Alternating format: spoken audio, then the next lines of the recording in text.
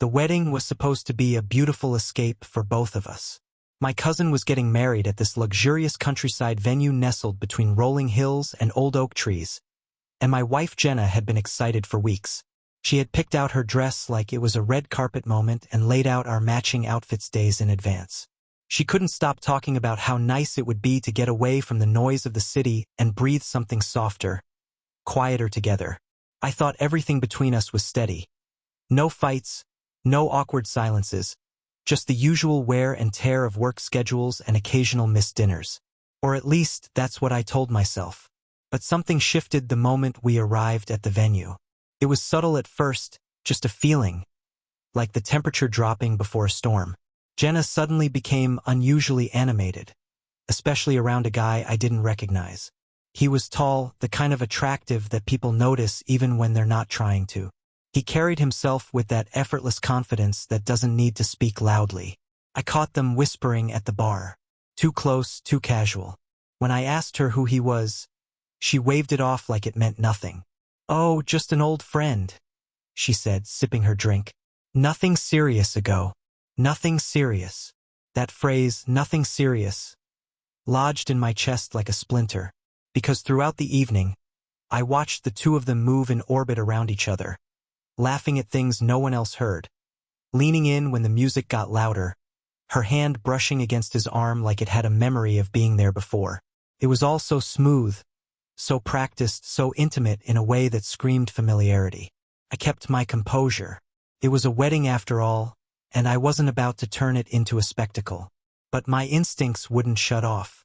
Her body language told a different story than her words. She wasn't just catching up with an old friend. She was reliving something, reaching for something, repeating something. I stayed close for most of the night, keeping an eye on her without making it obvious. But after dinner, she slipped away. One moment, she was there, smiling at the toast, and the next, her seat was empty. I waited a few minutes, then went looking. I checked the hallway near the ladies' room, the garden lit with string lights, the little path where guests wandered off for cigarette breaks. Nothing. She was gone like smoke through my fingers. Then I heard it, laughter, low and familiar, coming from behind the old barn at the edge of the property. I followed it quietly, something inside me already bracing for what I didn't want to see but couldn't stop walking toward. And there she was, my wife in his arms, kissing him with a kind of fire you don't fake. It wasn't a slip. It wasn't a drunken lapse. It was deliberate, passionate, familiar, like they were picking up right where they left off, without hesitation, without guilt. Like I was a ghost in the background of her life. I stood there for a moment, not even shocked, just numb, frozen. Not because I didn't see it coming, but because now it was real. It had a face. It had her face. And then I turned and walked away. No confrontation. No screaming. No tears. Just quiet. I went back to our table, grabbed my keys and walked out. She didn't even notice. She was still behind that barn, lost in someone else's arms. While I drove back to the life we shared and began packing into a small overnight bag, I didn't call her. I didn't answer the text she sent when she finally realized I was gone. I let the silence stretch and tighten around her like a noose. The next morning, I sent one message. Simple, clear, final. "I know what you did. I saw you, but don't bother coming home."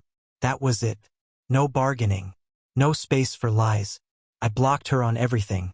Her number, her emails, every digital thread that tied us together. I contacted my lawyer.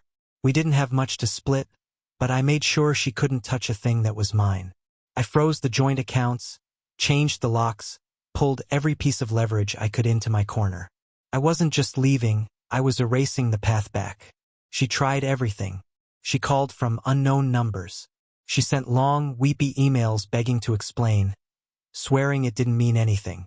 But the image of her kissing him like I never existed, like I never mattered, was burned into my memory, and her apologies couldn't touch it. Her tears didn't move me. Her excuses meant nothing. I gave her no closure. I didn't offer her a stage to rewrite the story in her favor. I simply vanished from her world. That silence, sharp and merciless, drove her mad. 2 months passed. I heard from mutual friends that the guy she cheated with disappeared on her. Ghosted her completely. Turns out he wasn't looking to start anything new, just to revisit something old and shallow. When the thrill wore off, he vanished like smoke. She was left behind, heartbroken, humiliated. And when people started whispering about why I left the wedding so suddenly, the truth began to spread. Her reputation took a hit. She couldn't spin it away. Meanwhile, I focused on myself. I started going to the gym again, pushing out every ounce of bitterness through sweat and repetition. I traveled new cities, new skies, new spaces where a name had no echo.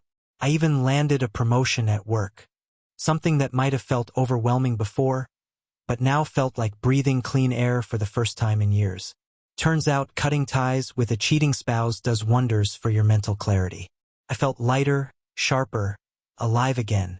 A year later, I ran into her at a friend's event. She was standing near the drinks table, hair flatter, face more tired, like life had pressed on her hard in the months since. She tried to smile, tried to say hello, but all I gave her was a cold nod and kept walking. That one glance held everything. It said more than any screaming match ever could.